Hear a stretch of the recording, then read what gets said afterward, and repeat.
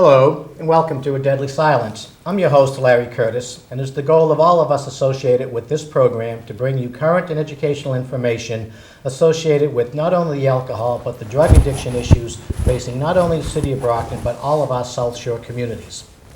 Today, we have with us a special guest, Christine Hedding. Christine is the mother of a daughter who recently passed of an addiction overdose on February 9th of 2014. With Christine today, two of her best friends, Amanda Deutscher, if I did that correctly, Amanda, and Heather Odie. Did that correct? Welcome to the show, ladies. Thank you. And, obviously this is going to be very difficult having recently lost your daughter to a heroin overdose, and from all of us at A Deadly Silence, our condolences on, the passing of your daughter, and prayers are with you. Thank you. Amanda, your family. Christine, tell us a little bit about Kerri and what happened in regards to, a little bit of her history and that led up to her addiction. Well, I thought, what was a typical teenager? I thought that's what she was, a typical teenager. Started out drinking, correct? Her friends would know about that. Absolutely. Drinking and smoking marijuana and smoking cigarettes, and that led to a rehab facility back in 2009 for alcohol. I sent her to California for 30 days. She came home from that. I thought she was okay and started doing drugs. And I believe she started with pills, and then from there went to heroin. So from the standpoint back in 2009, when she began experimenting with the alcohol and the drug, the smoking, the marijuana and so forth, so there was an addiction issue that that you were able to identify. Yes. Yep. And as part of that process, you sought guidance, help. Tell us a little bit about that, because a lot of times parents don't know where to turn to or who to turn to when an addiction issue is, identified within their family. Yeah, and I went online and found the most expensive facility in California, and it was $10,000. And that's what I spent. And it was a 30-day 30-day program. program. Right, so wanting to give the best for your child, right. obviously, Yep. you went out there and in essence spared no expense. Right. And sent her out to California, did the rehab. Right, at the time insurances didn't pay for it. Sometimes they still don't pay for a lot of them right I now know. today. So she goes out to California, 30 days of rehab, comes back. Is it your expectation that she's kind of cured? Pretty much. Pretty much. Pretty much, that's what I thought, yep. Hoping. Yep. Well, as many parents, and myself as a parent of two addicted, sons who are in recovery today, and we count my blessings, from that perspective. So, Kerri comes back and just gets right back into the same lifestyle that she left 30 days earlier. Pretty much. Pretty much Pretty much threw that $10,000 right out the window. Right out the window. Yeah. Was there any, was that, as a parent, that was your decision you did the research online, you found what you considered to be the best, and you spared no expense, and you sent her out? Right, and that's all I knew at the time. There was nothing else out there that I knew of. That you knew of, okay. And that, again, is one of the challenges that we see in the addiction world today. That's as correct. Loved ones of an addict, is where to turn to or who to turn to get the best advice. That's right. So she comes back, installs herself in pretty much the same environment, and picks up the same habits. Yep. And she starts maybe accelerating Exactly. the types of drugs that she's taking, going from the alcohol to the marijuana, now maybe popping pills. Right. Yep. And did you see that addiction issue happening? I feel like even prior to, I feel like we were more apt to see her addiction patterns, yet being somewhat blinded because we were also, drinking and smoking with her, but never thinking it would go further than that, in which nobody ever really does, I don't think, of course.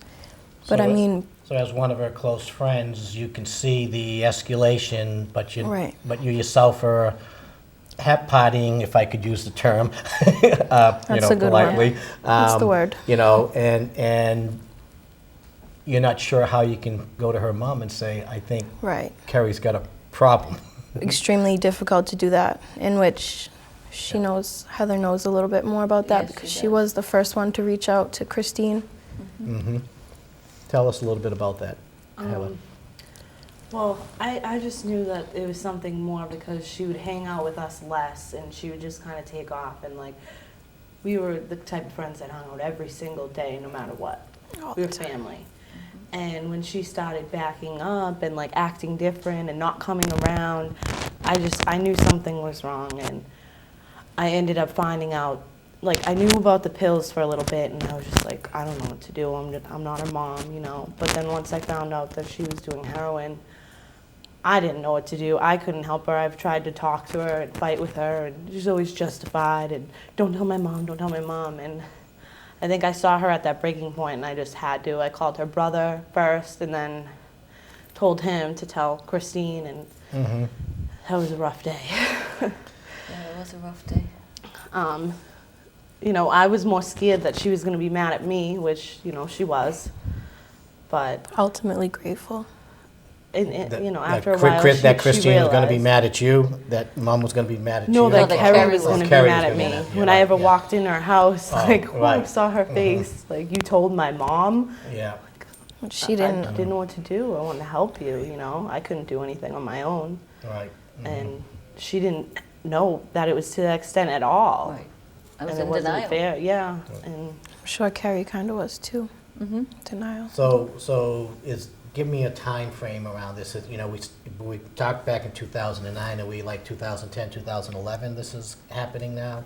I don't think there was that much time in No, there wasn't that between. much time because I sent her away again. Actually, I think it was 2008. It was September of 2008 when I first sent her away, and it was June of 2009 when I sent her away again to Florida this time. Okay, So not Dr. even a Paul's year. at the Bay, again, private pay. yep. So this time she spent 84 days there, so it was $30,000 later. Yep. But this time it worked. This time it worked. She was sober for, I believe, 2 years. Okay, so, all right, so the second go-around, when, you know, Heather, you had the courage to step forward That's and right. let Christine know, and, you know, obviously, yes, it's painful when your best friend is really pissed at you, I guess you would look at it, but, you know, mom's thankful, you know, and you have to be thankful after 84 days of being in recovery in Florida, she comes back, she's clean, she's looking good. She was on Suboxone. Reestablishing the Yeah. friendship. We had our friend back Yeah, again. you had your friend yeah. back, you know, from that perspective there, you know, so now 2 years go by, and everything is progressing normally. Working, going to school, or, Yeah, working Yeah. and going to school. She got back into school and then was with a friend one night and the friend was shooting up and she just said, oh, I think I'll try it again. And she relapsed. so, And and, it was, Instantly, like, yeah, it was literally instantly. And boy, I never knew when you relapse, Spiraled It's- out of control. twice Mhm. is bad. right. So we're now, how long was it from the relapse to the time she passed? Did she have an extended addiction period of She time? overdosed, she probably overdosed 4 times last year. Mhm. 3 that I know of, 1 that she told me about. I finally, again, sent her to Florida. Another $10,000. She got kicked out. She wasn't ready. Mhm. Sent her to Rhode Island. She got kicked out. Wasn't ready. Ended up, she was homeless. And during that time, she had overdosed a few times. And finally, I sectioned her Yeah. in August of last year. And that worked. That worked for 6 months, almost 6 months. That's it. So what we've seen here is an escalation of the alcohol to the marijuana, to the pills. We've seen a couple of treatment, recovery treatment, you know, facilities. one not as successful, the other one quite successful Right. for almost 2 years. And yet, again, what caused or what made her make the decision to jump on the heroin bandwagon, nobody will ever know for sure. That's right. Nobody will ever But know. at that point in time, she was on a very dangerous and addictive drug. That's right. And even though you had tried a couple more times to get her help, she just wasn't ready. She wasn't And ready. as we've learned in the addiction world, there isn't anything anybody That's can right. do until the addict is That's ready right. to help themselves, no matter That's what I've no learned. matter how close a friend or a parent or a loved one. That's right. That's the thing. During this time, going to assume there might have been some support groups out there that you became aware of. Learn to cope. Learn to cope. I found Okay. them in July of last year. Okay. Been going ever since, and I'm still going. So at the height of the addiction crisis with Kerri, as I'm sure myself and my wife found the same thing with our son, there is an excellent organization, Learn to Cope, Yeah. out there. So you began to attend those. Yes, I did, and I got stronger. I was Tell a in little about recovery. this. Share that with our audience. I was in recovery, and let me tell you, it's a wonderful, wonderful organization. And it's being with your like kind. Like, Yeah. all these parents, they all have children or a family member. And it's so nice to go there and say, yeah, my daughter's a heroin addict. And people are there to support you. Whereas you're afraid to say it if you're out on the street or at your job or anything.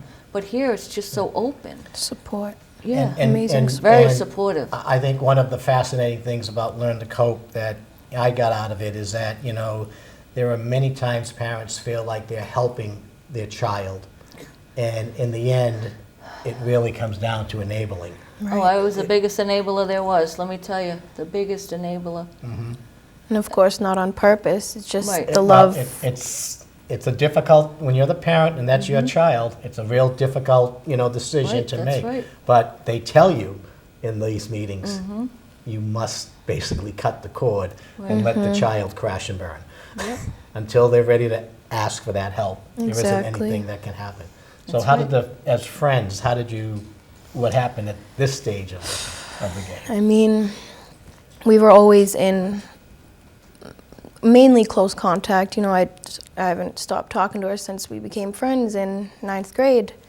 But, she definitely distanced herself through the ups and downs. And when she was away, I would try to stay in touch with her as much as possible and give her the moral support and let her know that we're still going to be here no matter what. We want the old Kerri back, But I mean, she seemed to be doing very well and had a hold of things, and she wanted to go back to school. She was back in school. She was looking for a job, and I just...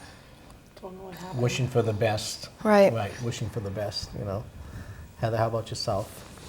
What did you see there? Well, from the most recent time, she was doing so well, and I was so happy to see her on her feet again, because I feel like this time she actually wanted to do it for herself. Not for her mom, not for her friends, not for Okay. us saying, like, go.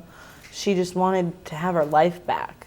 She Yeah. wanted to work, be normal, and go out with her friends and be able to do that again. And I don't know what happened. I mean, was she attending any of the outpatient services? She was actually down the Cape at a sober house. Okay. After she time. was, I sectioned her August 21st of last year. She got out September 21st, and she was at a sober house down the Cape from then on until the 3rd week in January. She got kicked out of the sober house. For not complying to the rules. For not complying to the with the rules. house rules and things of that Having nature. 2 Right, yeah. nips, from what I heard, or what I thought. Again, Mhm. I'm a mother. I was starting to trust her a little bit again. It was, she was 5.5 months clean, or so I thought. Right. You She was know, in the sober house the whole Yeah. time. they were drug testing her,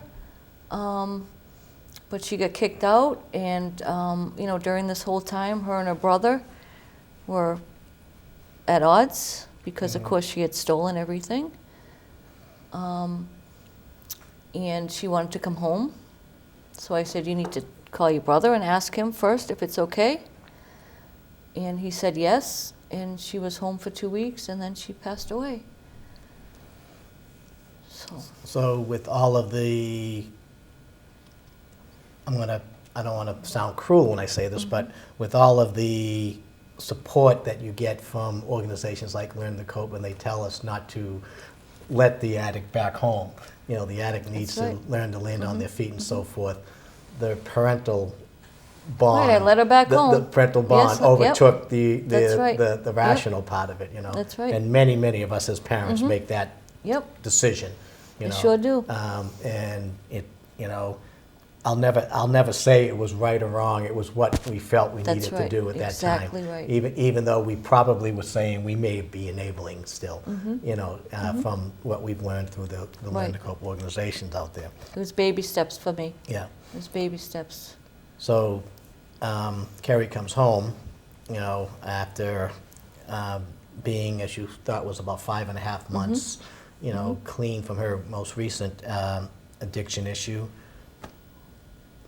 Tell us about Well, that, she was- that 2-week period. She was going to, she re-enrolled in Massasoit, so she was going to classes.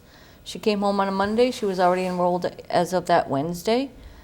She wasn't feeling good. She had had a fever, so she had been at the hospital. They thought maybe she had some kind of gallbladder infection. They sent her home. And again, she was going to meetings, going to school. And Hanging with us again. Yeah, hanging with her friends. Hanging with the friends again? Up Okay. until the Friday night. Which she was still really sick that day. Yep. I feel like she was Had a just really in a bad lot fever. of pain and felt like crap. And she passed away that Sunday, February 9th. From an overdose. I believe, I mean, I don't have the official death certificate okay. because, you know, 3 to 8 months it takes. Yes. 3 to 8 months, yes. I just have to, you know, I'm angry about that. I'm angry because I need closure Yeah, she passed it at the home, at my home, At the yes. home. I found her. so she was by herself when she passed then. She was by herself, she was upstairs in the bedroom. I Right, thought she was taking a nap and And she was dead. she was She was dead. dead at that time. Yep. Yep. Wow. I mean, it's got to be tough because it's all recently, back in February, this happened, you know, from that perspective there. Any of other family members, you know, involved, siblings of that nature? I mean, you said a brother. Yeah, she has a another brother, yeah, he's Okay. 23. She was Right. 24 when she passed. He's 23. He's a year younger. 23. Yeah. Yeah,